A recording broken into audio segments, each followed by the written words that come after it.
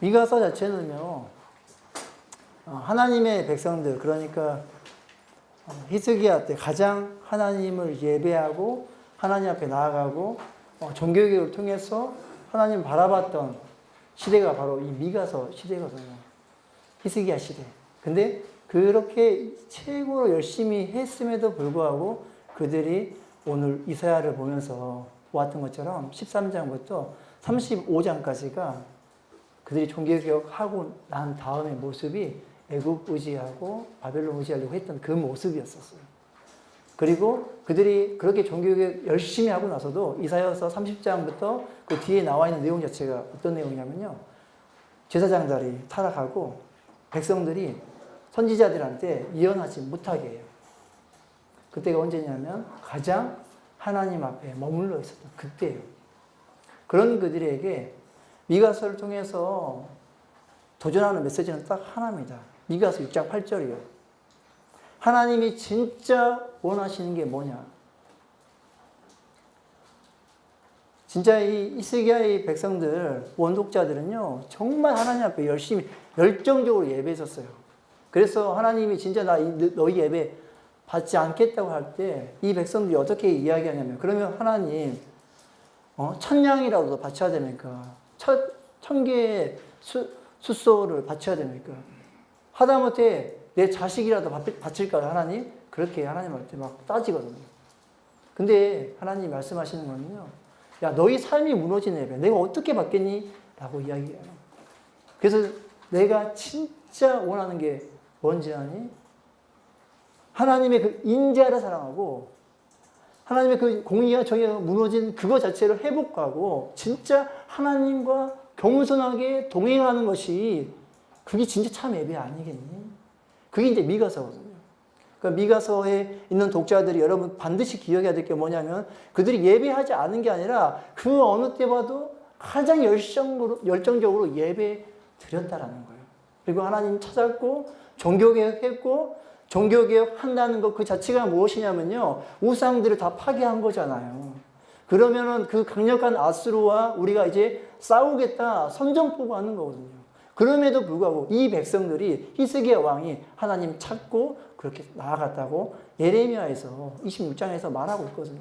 그런데 그렇게도 열정적으로 하나님을 찾았는데 그들이 어떤 태도를 취하고 있는가? 잘 먹고 잘 사니까. 앞에서 이사야 때 설명했잖아요. 714년부터 701년 사이에 인구수가 10배가 늘었다고요. 그러니까 하나님을 찾았을 때 그 복이 얼마나 큰지를 그들이 경험한 순간 그들이 어떻게 했냐면 타락했어요. 제사장들이 무너졌고, 이 백성들이 다른 사람들과 착취하기 시작했고요. 그래서 선지자가 나와서 선포하려고 할 때 예언 못하겠어요. 참 예언 못하게 하고 거짓, 우리에게 듣기 좋은 말만 해라, 그렇게 하고 있는 독자들에게 이사야를 통해, 미가서를 통해서 전달하고 싶은 메시지는요, 진짜 하나님이 원하는 그것을 너희가 행해야 된다.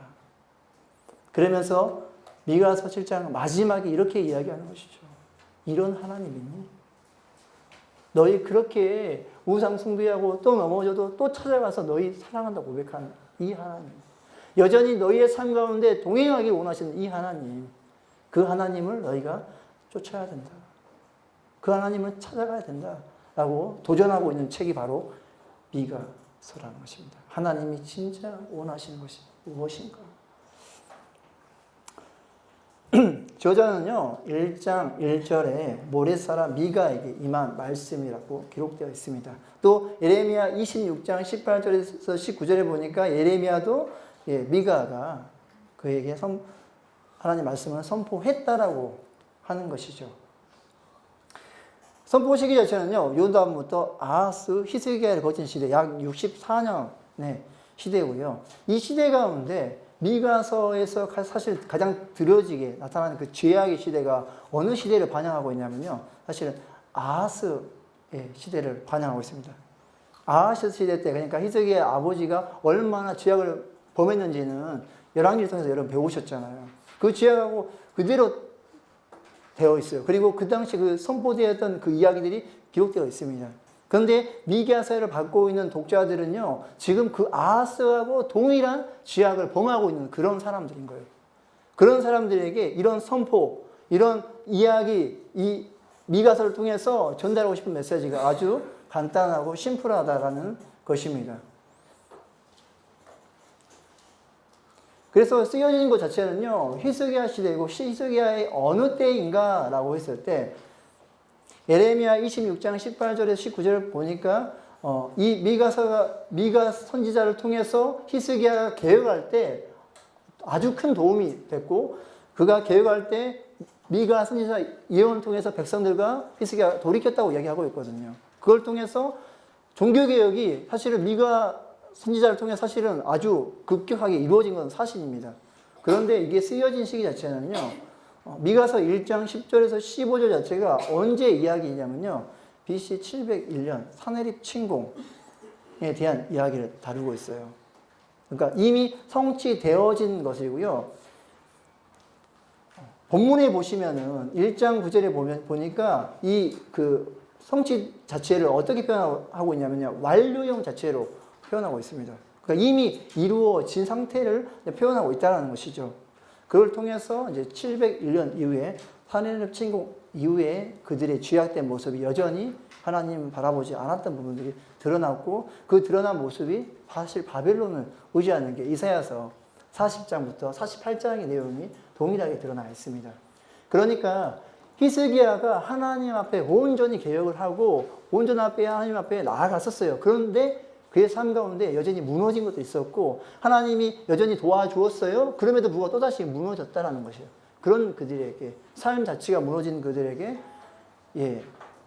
미가서를 통해서 전달하는 메시지는 아주 간단한 것입니다.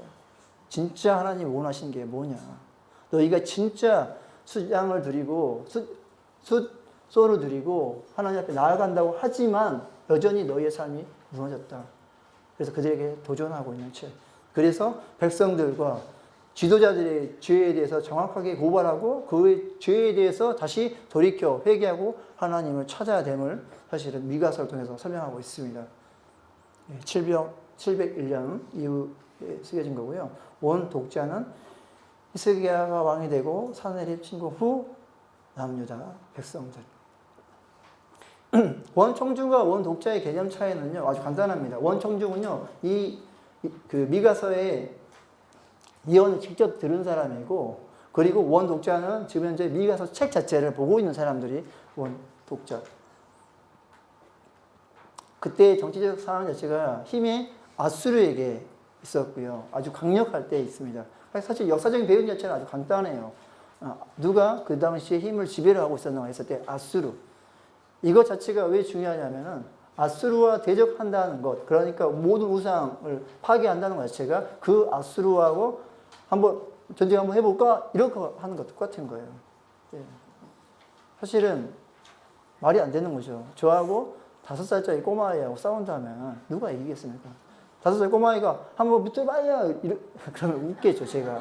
이런 거와 똑같은 거예요. 사실은 미가서의 그 선포 자체와 그들이 가지고 있는 이 종교개혁 자체는 바로 이런 것 같은 것입니다. 그런데도 불구하고 그들이 하나님을 의지했다는 것이에요. 근데 문제는 뭐냐면요, 그렇게 하나님이 은혜 베풀어주고 그들이 다시 번성해서 다시 타락하고 범죄하기 시작했다는 것이죠. 이 범죄가 그 백성들의 죄악이 얼마나 관영했냐면은 선지자가 예언할 때 예언하지 못하게 하고 제사장이 하나님의 말씀을 가르쳐야 될 자들이 가르치지 않았다는 아주 큰 죄악이라는 것이죠. 그리고 그 당시 아수르의 강력함을 드러내는 한 비문이 발견됐습니다. 이거는 어떤 아수르 왕의 비문이고요. 이렇게 한번 제가 읽어볼게요. 나는 기족의 가죽을 벗겼고 3,000명의 포로들을 불에 태워 죽였다. 나는 한 명의 포로 남겨두지 않았다. 나는 그들의 손과 발을 자르고 코와 귀를 베어내기도 하였다. 수많은 병종들을 눈을 드러내기도 하였으며 처녀들을 통째로 붓기도 하였다. 이게 그 역사 비문에 나와 있는 글입니다. 그리고 여러분 자료만 찾아보시면요, 그들이 얼마나 잔인하게 행했는지가 사실은 그냥 인터넷에 보면 사진을 잘 나와 있어요. 이렇게 강력하고 무서운 나라 아수르와 대적했던 그 히스기야가 하나님의 그 영광을 보았던 그가 실패의 자리에 들어갔다는 것이죠.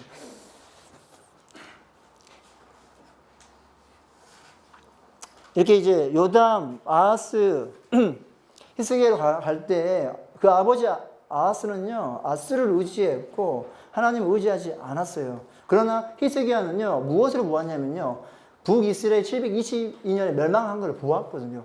깜짝 놀란 것이죠. 왜 하나님의 나라 북이스라엘 왜 멸망하지? 그때 선포한 사람이 누굽니까? 미가거든요. 예언했을 때 예레미야 26장 18절에 19절이 그 왕과 히스기야 왕과 그 백성들이 미가를 죽이지 않았다라고 얘기하거든요. 그리고 돌이켰다라고 이야기해요. 그러니까 이 종교개혁 자체가 사실은 너무 어려운 거예요. 쉽지 않습니다. 그 강력한 아수르와 대적한다는 게. 그러나 그가 무엇을 결정했냐면 하나님을 의지하기로 결정했어요. 그러니까 그 아버지하고는 아주 반대적인 역할을 했어요. 너무 잘했죠. 그래서 열왕기에서는 아주 잘한 것만 표현 많이 하고 있거든요. 그가 실수한 건 나타내지 않습니다. 그러니까 이 열왕기 안에서의 그의 모습을 표현할 때 이렇게 표현하는 것이에요. 히스기야는 여호와 보시기에 정직히 한 왕으로 종교개혁을 단행했다라고 표현하고 있습니다. 근데 문제는 이사야를 통해서 우리가 보았던 것처럼 그 이후에 수많은 축복들이 그들에게 임했을 때 그들이 넘어졌다는 게 문제였었어요. 그리고 사내립 침공을 통해서 그들이 경험했어요. 우리 하나님 의지하는 걸 배웠습니다. 그런데 또다시 그의 삶이 무너졌다는 거. 참 쉽지 않은 것 같아요. 그렇죠? 이 죄라는 거. 하나님 우리에게 축복 내려주시고 하나님 우리 삶 가운데 여전히 잘 되고 있을 때 이렇게 하나님 앞에 온전한 왕도 무너졌다는 것이죠. 우리는 어떻겠습니까? 우리도 여전히 그럴 수 있다는 것이죠. 그렇지만 우리가 이사야를 통해서 배우고 호세아를 통해서 배우고 이 선지서를 통해서 배우는 것 단 한 가지 하나만 기억하시면 될 것 같아요. 하나님이 우리를 사랑하신다. 그거 잃어버리지 않고 끝까지 우리가 어떻게 해야 되는가. 미가서도 마찬가지잖아요.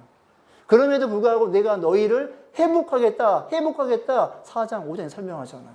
메시아 왕국의 도래와 메시아를 통해서 너희를 회복하겠다라는 그 메시지요. 끝까지 너희를 포기하지 않겠다라고 얘기하는 그것. 그것은 바로 하나님이 우리를 사랑하는 것이에요. 그래서 미가 선지자는 이렇게 이야기합니다. 너희가 그 인자를 사랑하고 그 인자가 헤세드거든요. 인해예요. 하나님 우리를 얼마나 사랑하는가. 그 이야기를 다루고 있거든요. 하나님 우리를 얼마나 너희를 버리지 않으시고 끝까지 사랑하는가. 그 인자를 너희가 사랑해라. 라고 하는 거예요. 그런 독자들은 이런 질문을 하는 거예요. 하나님, 우리가 진짜 얼마나 열심히 예배드렸습니까?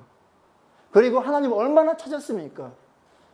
그 강력한 아수르와 대적하기로 결정하고 우리가 하나님 바라보기를 결정하지 않았습니까? 그런데 하나님, 왜 우리에게 이렇게 심판 주시고 왜 우리를 멸한다 하십니까? 진짜 하나님 공의로우신 분 맞으십니까? 하나님 말씀하신 거 지키시는 분 맞습니까? 라고 물어보는 거예요. 그런데 그들의 죄악이 과정했다고, 너희 죄악이 너무 크다고 미가서 선지자를 통해서 설명하고 있는 것이죠. 그런 그들에게 미가서 6장 8절을 통해서 정의를 행하며 인자를 사랑하며 겸손하게 하나님하고 사는 거, 나 그런 예배 받고 싶다. 너 진짜 예배한다고 나와서 울고 싶어하지? 근데 그 안에 무엇이 무너졌냐? 너희 삶이 무너졌다. 나 그런 예배 받을 수 없다라고 이야기하는 그거죠. 그래서 미가서는요, 진짜 하나님이 진짜 받고 싶은 예배가 뭔지, 진짜 하나님이 원하는 게 뭔지, 그걸 우리가 배울 수 있어요. 그래서요, 1장부터 7장인 자체가 아주 간단하게 되어 있습니다. 1장부터 3장이요, 그들의 죄악에 대해서 다뤄요. 또 6장과 7장이요, 그들의 죄악에 대해서 하나님과 변론하는 이야기가 나와 있어요. 그런데 가운데 4장, 5장이요, 그들의 죄악 가운데 있는 그들에게 하나님이 메시아 왕국에 대한 도래와 메시아를 통해서 너희를 회복할 거라는 메시지를 주고 있다는 것입니다. 자, 이런 하나님, 여러분 선지서 계속 공부하시면서요, 이런 하나님 계속 경험하실 거예요. 그리고 그 하나님 여러분들이 왜 놓지 않으면 안 되는지를 진짜 보게 될 것입니다. 그래서 1장에서 이렇게 이야기하는 거예요. 남유다와 이스라엘 멸망에 대한 예언이 있습니다. 1장에 대한 심판에 대한 예언이고요. 이 내용 자체가 어떤 내용이냐면요, 1장 2절부터 16절 자체가 어떤 형태로 되어 있냐면요, 송사 오라클로 되어 있어요. 송사 오라클, 여러분 제가 선지서 처음 할 때 알려드렸잖아요. 하나님이 재판관이 돼서 이스라엘 백성들의 죄를 고발하는 거예요. 그래서 너희가 심판받는다. 왜? 너희의 죄악 때문이라고 분명하게 이야기하는 거. 송사 오라클은요, 그들이 변명할 여지가 없어요. 왠지 아십니까? 그들이 죄가 분명하고 드러났기 때문에. 그래서 너희의 그 죄악 때문에 반드시 너희가 심판받는다. 그래서 이 송사 오라클 1장 2절부터 16절이요. 이렇게 되어 있습니다. 앞에는요, 북이스라엘에 대한 심판. 뒤에는요, 남유다에 대한 심판이에요.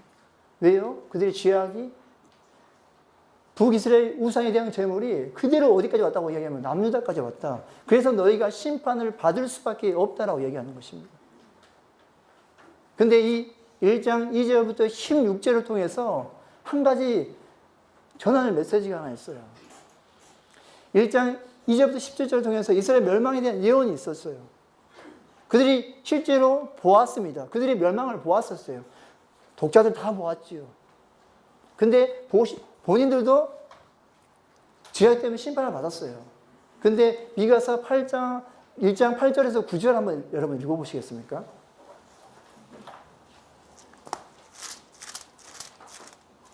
(1장 8절에서 9절이요)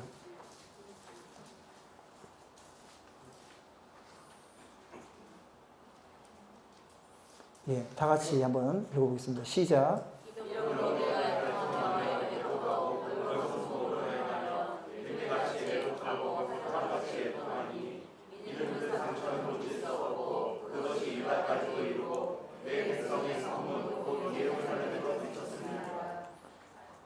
그들의 죄악이요, 어디까지 미쳤냐면 유다까지 미쳤고, 북이스라엘이 심판받은 것처럼 남유다 심판을 경험했어요. 그때 미가가 8절에 9절을 통해서 들깨같이, 그리고 타조와 같이 애통한다고 하는 것이죠. 타조가 애통할 때 그 소리가 사자가 표하는 그 사자보다 훨씬 더 크다고 합니다.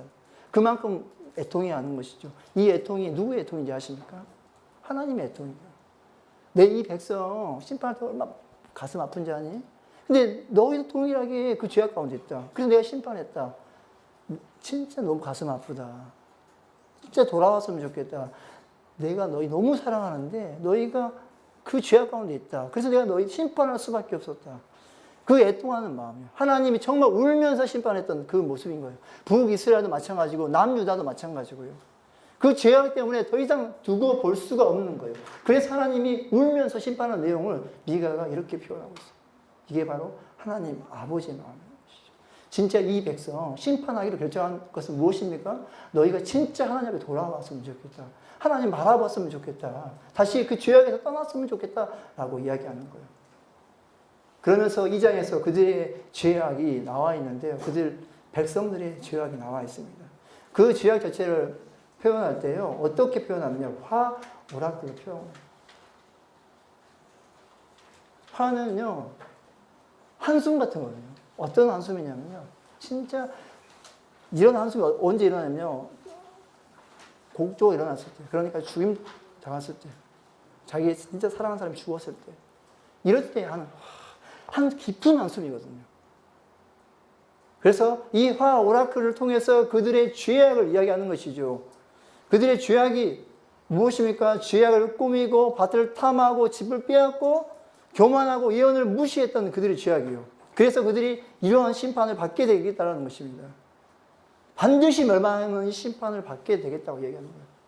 그런데 이 심판의 내용 안에서요, 독특하게 미가서에만, 성경 전체 안에서 미가서에 한 번 나오는 단어 하나가 있어요. 그 단어가 뭐냐면 이 교만하게라는 단어입니다. 다른 데 나오지 않아요. 미가서에만 유일하게 한 번. 로마라는 단어. 진짜 한 번 딱 한 번 나오거든요. 그들의 죄악이 얼마나 관영했는지를 보여주고 있는 것이죠. 이때가 언제라고요? 하나님 찾고 날마다 예배하면서 나아갔던 그때라고요. 근데 그들이 이렇게 무너졌다는 것입니다. 그래서 너희의 그 교만함 때문에, 죄악 때문에 내가 너희를 심판할 수밖에 없다. 너희가 멸망한 이유는 다른 게 아니다. 너희가 교만했기 때문이다. 출애굽에서 이야기했던 그 교만함, 이사야에서 이야기했던 그 교만함, 동일하게 그들 안에 교만함이야. 근데 이 로마는 단어 자체가 유일하게 이것을 한번. 그러니까 그들이 진짜 하나님 앞에 붙들고 하나님이 마음껏 축복해 줬는데 그들이 이런 진짜 악한 교만함이 나오는 것이죠. 이것 때문에 그들이 선지자들한테 예언하지 못하게 했어요. 그리고요, 그렇게 하나님 잘 섬기고 있을 때 무엇을 했냐면 다른 집의 것을 낙탈하고 빼앗았어요. 밭을 빼앗았어요.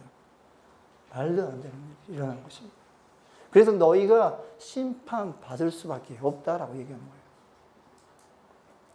그런데 이렇게 죄악 가운데 있는 그들에게 다시 하나님이 이야기하는 건 뭐냐면 너희를 회복시키겠다.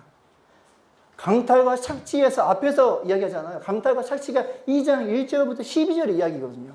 그런데 너희에게 그 강탈과 착취에 대한 부분들을 회복해 주겠다고 얘기하는 거예요. 그렇게 당했던 자들, 하나님 대체 뭐 하고 있습니까?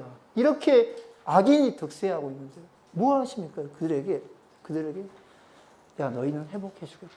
남은 자에 대한 이야기를 나타나게 되는 것입니다. 하나님을 찾는 자들에게 반드시 회복해 주겠다. 그러니까 이제부터는 무엇이냐면 그들이 그렇게 악해 있음에도 불구하고 하나님이 여전히 하나님을 찾는 자들은 반드시 회복해 주겠다. 그들에게 미가서 6장 8절에서 이렇게 이야기하잖아요. 너희가 겸손하게 하나님과 동행하는 것.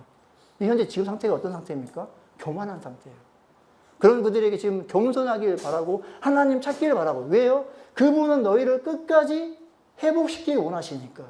그분 찾아야 된다. 그분이 너희를 회복시키실 분이시니까라고 그들에게 이야기하고 있습니다. 결국 앞에서는 화오락거리지만 뒤에서는 회복을 통해서 그들에게 무엇을 너희가 찾아야 될지, 무엇을 의지해야 되는지를 보여주고 있습니다. 하나님을 진짜 바라봐야 되는 것이 어떤 것인가? 결국 그들을 심판할 수밖에 없는 이유는 목이 곧은 백성이고 그래서 너희를 심판할 수밖에 없다. 그러나 이 장에서 다시 회복하겠다. 그러니까 선지서 안에서 계속해서 심판하겠다 하지만 뒤에 계속 따라오는 게 뭐가 따라오나요? 회복하겠다. 이게 진짜 하나님 아버지 마음이죠. 진짜 그들을 회복시키길 원하신 하나님. 그러면서 3장에서 지도자들의 죄악이 나옵니다. 3장 1절에서 2절을 한번 다 같이 한번 보면서 한번 읽어볼까요? 시작.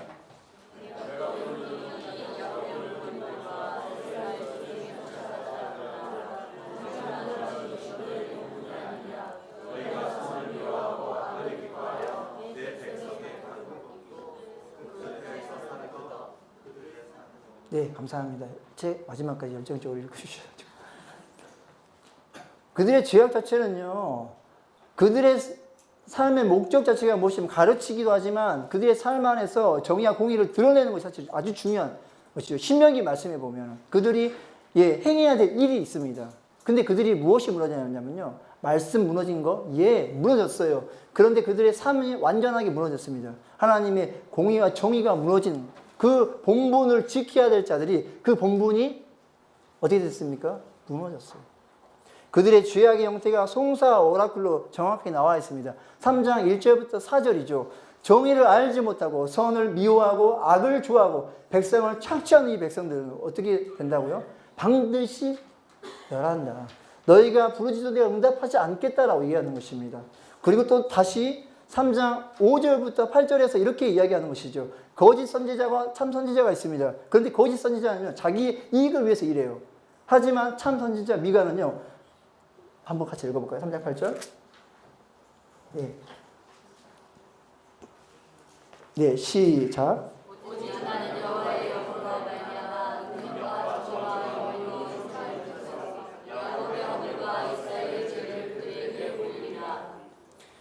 그러니까 이 참 선지자는요, 그들의 죄악에 대해서 완전하게 선포할 때 능력과 정의의 용기가 충만함으로 나아간다라고 얘기하는 것이에요. 이게 참 선지자죠. 이사야서의 말을 보면요, 참 선지자에게 예언하지 못하게 했어요. 예언하면 너, 그렇죠. 그렇게 얘기하는 거예요. 그런데 어떻게 합니까? 그가 어떻게 예언하는 것인가요? 사람을 두려워하는 것이 아니고 하나님 앞에 온전하게 자기의 본분을 정확하게 전달하는 사람. 이런 사역자예요. 그러니까 다 아니라고 할 때 하나님 말씀하시면 예라고 하는 사람이요. 다 하지 말라고 할 때 아니 하나님 말씀하시면 그렇게 행하는 사람이에요. 그게 바로 선지자의 본분이고 그들이 그렇게 행해야 되는 것이죠. 그게 선지자를 부른 목적이고 그들이 행해야 될 것이에요. 그들이 벗어났을 때 안 된다. 너희 벗어나면 반드시 심판받는다라고 하는 그것이요. 예레미야에서 동일하게 얘기하잖아요. 예레미야가 우리가 바벨론으로 끌려가는 거 하나님 말씀하시는 거다. 그때 거짓 선지자들이 무슨 말이냐 하나님 회복할 거다 그러면서 있을 때 예레미야에게 너 입 닥치고 있어라고 얘기하는 거. 죄송합니다. 속으로 썼어. 그만큼 그 백성들에게 하나님이 온전한 선지자를 통해서 그들에게 회복하고 돌아오길 바라지만 그 사람들은요 그렇게 반응하지 않았다는 거죠. 진짜 하나님의 참 메시지를 전달해야 될 선지자가 그렇게 행하지 못하고 있었다는 것이고 그러나 미가는 그렇게 행했다는 게 사실은 이 3장 안에서 대조가 되고 있어요. 그들이 죄악에 대해서 낱낱이 열거하지만 미가서가 그렇게 행하는 거예요. 그러면서 3장 9절부터 12절이요. 우두머리들과 통치자들이 어떤 죄악이 범하냐면요. 11절만 제가 한번 이렇게 설명하면 우두머리들이 뇌물을 위하여 재판하고 제사장은 삭을 위하여 교훈하고 선지자는 돈을 위하여 점을 친다. 거짓 예언하는 것이죠. 그래서 너희가 시온의 돌무더기가 되같이 너희가 심판하겠다. 이 제사장, 선지자 이런 죄악들이요. 어디에 나와 있냐면요. 신명기 16장이에요. 신명기 16장이 너는 재판을 굳게 하지 말며 사람을 외모로 보지 말며 뇌물을 받지 말라. 또 너는 마땅히 공의만 따르고 그리하면 네가 살겠다라고 하는 그들이 그렇게 행하지 못했다라는 것입니다. 그러니까 하나님의 본분을 지켜야 될 자들이 그렇게 본분을 지키지 못하고 있는 것들. 결국 그들이 본분을 지키지 못하고 있는 이유가 무엇입니까? 하나님의 말씀이 무너졌다라는 거예요. 그런 그들에게 미가서 6장 8절에서 이렇게 얘기하잖아요. 사람아 주께서 선한 것이 무엇이면 내게 보이셨나니 여호와께서 내게 구하는 것은 오직 뭘 행하라고요? 정의를 행하며. 그러니까 정의를 행해야 될 그런 리더들이 정의가 무너졌어요. 그들이 본분을 지켜야 될 그 본분들이 무너졌습니다. 그런 그들에게 미가서를 통해서 이야기하는 것은 무엇입니까? 정의를 행해야 된다.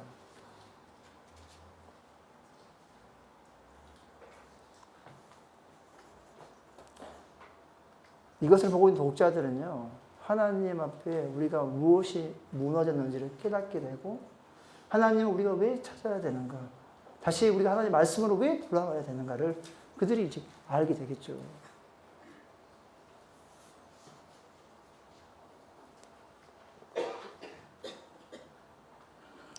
이러한 이제 죄악들이 2절부터 11절까지 들어갔고, 그들이 그 정의를 행하지 못하는 것 자체가 무엇이냐? 바로 하나님 말씀이 깨어진 것이라는 것입니다. 그래서 그들에게 3장 1절에 들으라라고 이야기하는 것이에요. 무엇을 들어야 됩니까? 정의를 행해야 되는 것이에요. 그것은 곧 무엇이냐면 하나님의 말씀이 회복되어야 되는 것. 그것을 이야기하고 있는 것이죠. 그렇게 그들의 죄악을 낱낱하게 드러내고 있는데 바로 4장 5장이 메시아 왕국에 대한 모습이 나타난다는 것입니다. 이 이야기가 어디 이야기와 동일하냐면 이사야서요.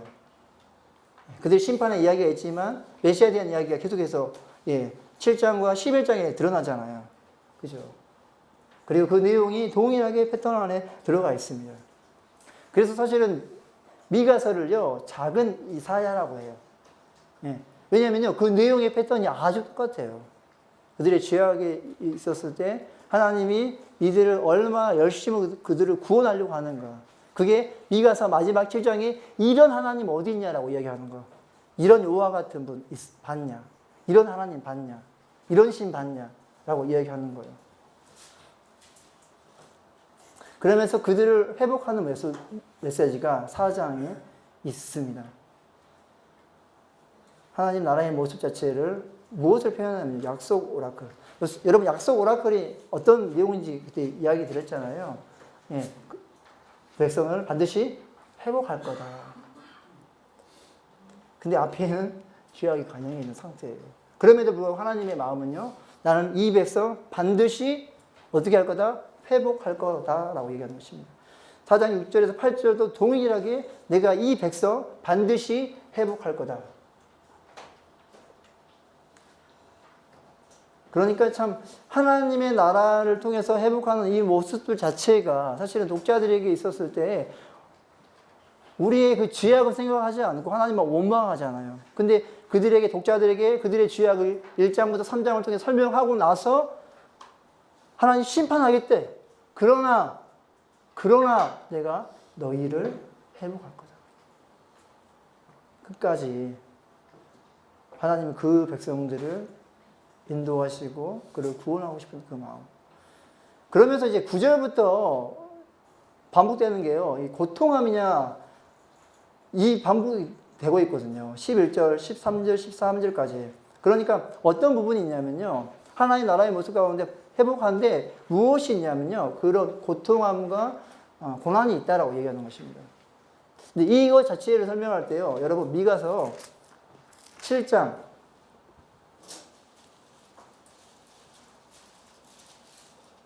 9절 한번 볼까요? 그 뒤에 있는 남은 자 사상과 동일하게 연결되어 있습니다. 7장 9절입니다. 다음 다 같이 한번 읽어보겠습니다. 시작.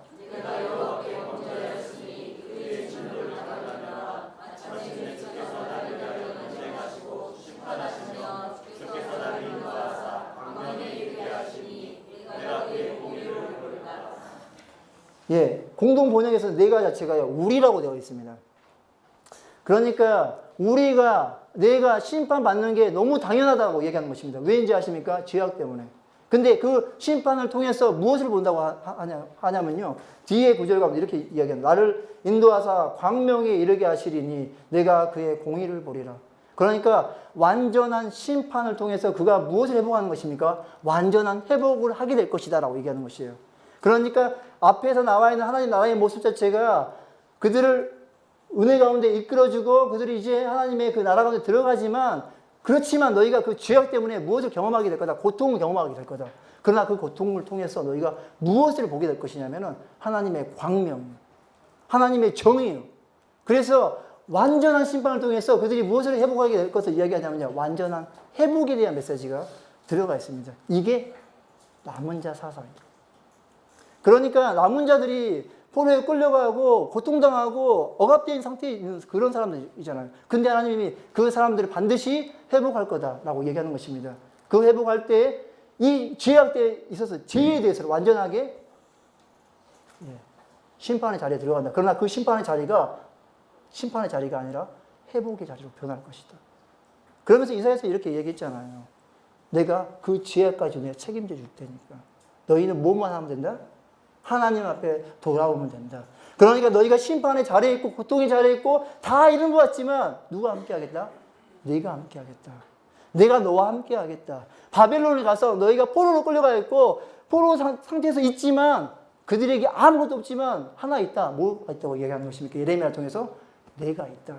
내가 네와 함께 있다. 라고 이야기하는 부분이 바로 이 하나님 나라의 모습 가운데 해산하는 고통이 나와 있습니다. 사실은 이 부분에 있었을 때 사실 여러분 좀 이해하기 어려울 수 있어요. 그러나 하나님이 이 백성을 얼마나 사랑하는지 그것 자체는 완전한 심판을 통해서 완전한 회복을 이루시기 원하는 것. 그게 바로 미가서 7장 9절을 통해서 설명하고 있고요. 본문 안에서 그것을 설명하고 있다는 것이에요. 그래서 여러분 오늘 집에 가셔가지고 한번 쭉 읽어보시면은 아주 잘 이해되겠죠? 네, 그러겠습니다. 그리고 나서 이제 메시아를 통한 회복에 대한 메시지가 있고요. 그 회복에 대한 메시지 안에서의 그 죄악에 대해서 치고 이스라엘 하나님 의지하지 않는 자들을 심판하는 것. 그러니까 이 회복에 대한 메시지 안에 무엇이냐면 그 죄악은 반드시 무엇을 하신다? 심판하신다. 왜요? 그들을 아주 거룩하게 완전한 심판을 통해서 완전하게 회복하기 위한 목적이 있기 때문에 그렇다는 거예요. 그러니까 이 앞에 있는 4장의 내용과 해산하는 고통 자체가 5장과 동일하게 연결되고 이것이 자체가 무엇이냐면 그들을 진짜 온전하게 회복하기 위한 목적이 미가서 7장 9절을 통해서 설명이 되고 있다는 것입니다. 회복에 대한 메시지가 바로 이렇게 계속 반복적으로 되고 이 남은 자에 대한 이야기인 것이죠. 결국 하나님 앞에 온전한 심판을 받는 것 같지만 그들이 누구와 함께 있냐면 하나님과 함께 있다는 이야기가 바로 남은 자 사상입니다. 그래서 너희가 지금 외롭고 힘든 것 같이 아니 너희 가운데 누가 있냐면 하나님과 함께 있다고 얘기하는 것입니다. 그래서 그들의 죄악 때문에 완전하게 심판받지만 완전하게 회복하는 모습이 바로 남은 자 사상을 통해서 계속해서 그들에게 전달하고 있다라는 것입니다. 그리고 이제 그 회복에 대한 메시지가 2절부터 9절에 다스릴자가 나타나고 메시아에 대한 메시지가 이제 들어가 있는 것이죠. 메시아를 통해서 너희를 온전하게 구원할 것이다 라고 하는 것이죠. 그러나 앞에서 이야기했던 것 같이 그 죄악에 대해서 반드시 심판이 있다. 그러나 그 남은 자들을 반드시 회복에 대한 메시지가 2절부터 9절을 통해서 설명하고 있습니다. 네, 하나하나 9절은 다 읽지 않지만 여러분들이 보시면서 집에 가서 한번 더 보시길 바랍니다. 그리고 이제 10절에서 15절이요. 그 하나님을 의지하지 않는 자들에 대한 심판이 나와 있습니다. 10절에 보면 군마, 병거, 성읍을 멸하고 경관성 무너뜨리고 보스를 끊고 세계 우상과 주상을 너희 가운데 멸절하고 아세라 목상을 너희 가운데 빼버리고 진노와 분노 순종하지 않는 나라에 갚은다라고 했을 때요. 이거 자체가 다 뭐냐면요. 하나님 아닌 다른 것들인 거예요.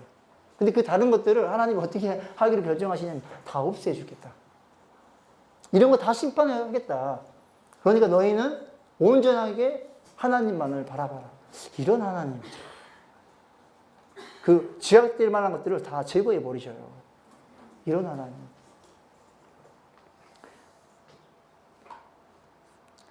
그리고 나서 이제 6장 1절부터 16절 이야기가 이스라엘에 대한 변론에 대한 이야기입니다.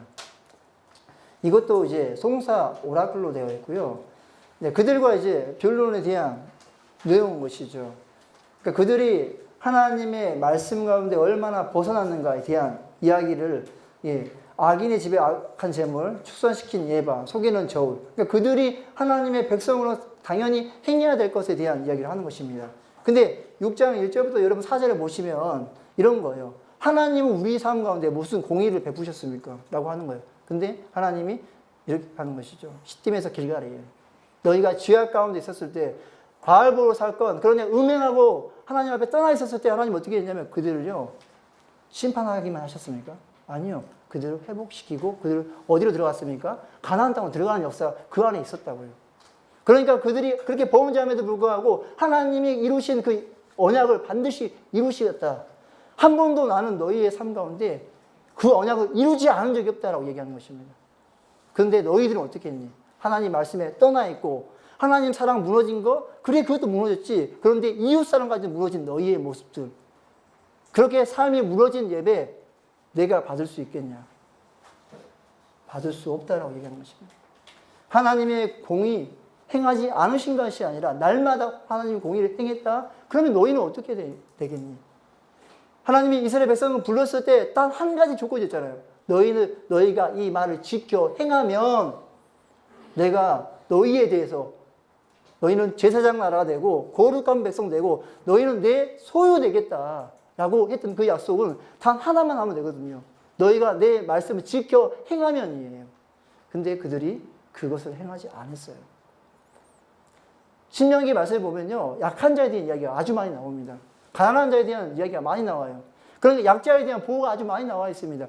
그러니까 본분을 지켜야 될 그 자들이 누구를 돌봐야 됩니까? 연약한 자, 약자들을요. 강탈하는 것이 아니라 그들을 지키고 그들을 보호하고 하나님 말씀대로 그들을 사랑해 주는 것. 그것이 가나안 땅에 들어가서 너희의 삶을 통해서 이방 민족이 보고 변화되게 하게 하는 그 방법이었거든요.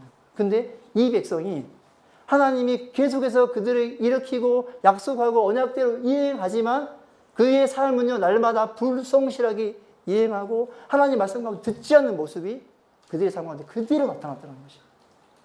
그 이야기가 6장 1절부터 15절을 통해서 설명하고 있어요. 이게 이제 하나님이 그 행하신 6장 4절부터 5절의 사건이에요. 하나님이 신실하게 행했는데 그 백성은 신실하게 행하지 않았다는 것들을 설명하고 있다는 것입니다. 바로 이 사건이잖아요. 바로 이 앞에서 일어난 사건이거든요. 진짜 하나님이 원하는 게 뭐냐? 그것은 6장 6절에서 8절을 한번 다 같이 한번 읽어볼까요? 다시 한번.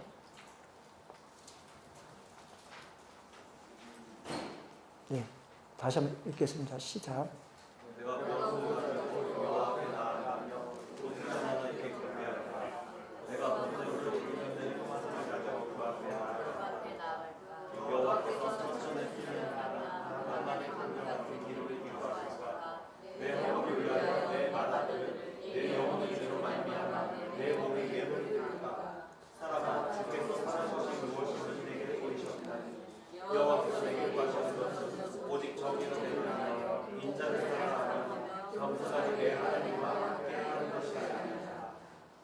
바로 이 모습이거든요.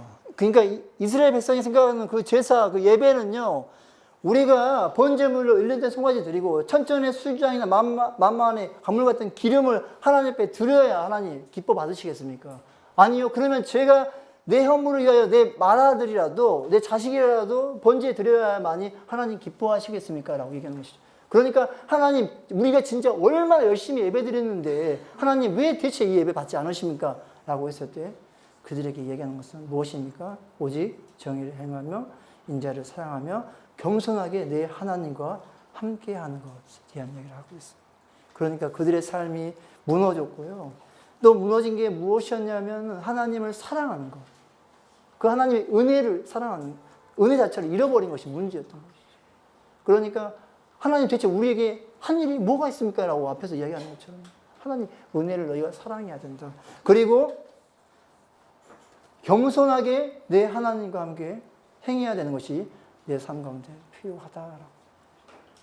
그러니까 우리의 삶 가운데 진짜 하나님과 동행하는 것, 진짜 하나님 그 은혜를 날마다 우리의 삶 가운데 사랑하는 것, 그리고 겸손하게 하나님과 동행하는 것이 우리의 삶의 예배 안에서 얼마나 가장 중요한 것인가. 이것은 무엇입니까? 우리의 삶이 예배로 드러나는 것이죠. 이것을 이야기하고 있는 거예요. 너희의 삶이 예배로 드러나는 것, 난 그거 받고 싶다 라고 이야기하고 있습니다. 그러면서 7장 1절부터 20절에 대한 내용이 남 문제에 대한 회복 약속이고요. 7장 1절부터 6절 자체가 그들의 그 죄악에 대한 것 때문에, 그 결과는 재앙이라고 표현하고, 원인은 무엇입니까? 악을 부지런히 행하고, 재판관은 뇌물을 구하고, 권세자는 욕심을 내고, 가장 선한 자라도 가시 같고, 가장 경직한 자로 찔레의 울타리를 더한다. 이웃을 믿지 말며 내 이웃도 믿지 말라. 자기 집안 사람의 원수가 된다. 그러니까 지금 현재 독자들의 상황 자체가 하나님 말씀 가운데 늘 예배 가운데 있다고 하지만 못하고 있다고요? 동지하고 있는 이 상황. 그런 상황이었어요. 그래서 7절과 8절에 보니까요, 그 대적들이 이렇게 이야기하는 거예요. 야, 너 하나님 뭐 하고 있니? 야, 너 심판하는데 막 하하하 웃는 거예요. 그때 미가가 뭐 하는지 아십니까? 나는 하나님을 바라본다. 그리고 10절에 보니까 너의 비웃음, 하나님 어디 있냐? 그런 너희가 부럽게 말하는 너희는 반드시 심판을 받을 것이다. 그러면서 9절에서요. 내가 여호와께 범죄하였으니 그의 진노를 당하려니와 마침내 주께서 나를 위하여 논쟁하시고 심판하고 인도한다. 내가 그의 공의를 본다. 그러니까 우리의 죄악 때문에 우리가 심판받는 것이, 하나님이 공의를 행하지 않은 것이 아니다. 이 심판을 통해서 나는 반드시 이걸 보게 될 거다. 하나님의 공의를, 하나님의 역사를 보게 될 것이다. 그러니까 완전한 심판을 통해서 우리를 어떻게 하기 원하시는 그 하나님이라고 표현하냐면 완전히 회복하고 싶으신 그 하나님이라고 이야기하고 있는 것이에요. 그러니까 진짜 우리를 얼마나 회복시키기 원하시는가. 그러면서 7장 11절부터 17절까지요. 어떻게 하나님이 이들을 축복해 주겠는가에 대한 내용이 아주 자세하게 기록되어 있습니다.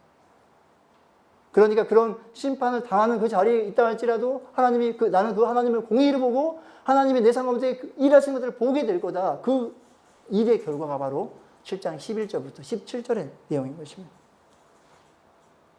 그러면서 그들에게 물어보는 거예요.